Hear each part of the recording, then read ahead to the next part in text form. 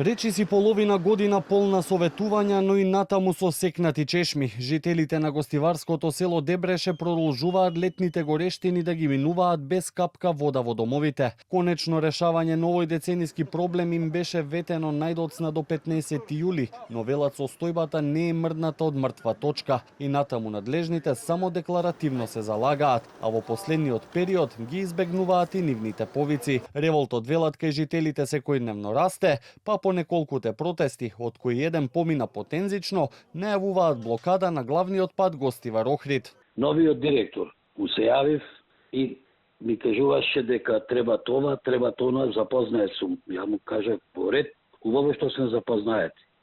Меѓутоа, дали нешто имате преземено? Па треба рестрикција, па дај преземете. Ништо и од тоа. Повторно го барам, прво звонење звони и телефонот исклучува. Ве блокирал директорот? Да, така некако. И ако ништо не се превземе, ќе мора цело село да се организираме и да се блокират патишта за да добиеме вода. Ова више 5 месеци капка, значи воопшто капка не е падната од чешми. И планираме да блокираме бунар Петрол, што е Гостивар после Патарина, тука да се затвори и из Дунска раскрсен. Значи тој пат да биде онеспособен тотално целосно.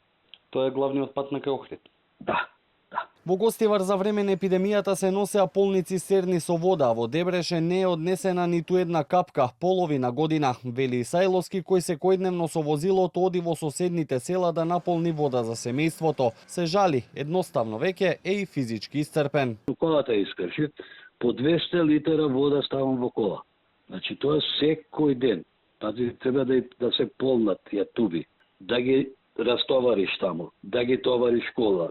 Кога ќе доеш село, да ги растовариш, да ги однесеш и раце, и коли, и нозе, све, значи бори. Дека во првите 2 недели од јули проблемот ќе биде трајно решен, градоначалникот на Гостивар Лимани тогаш уверуваше и во изјава за Канал 5. На минатиот протест, жителите на Дебреше пред општината символично донесоа кофи да им бидат наполнети, а дојде и до турканица, при што беше искршено стакло од зградата на општината.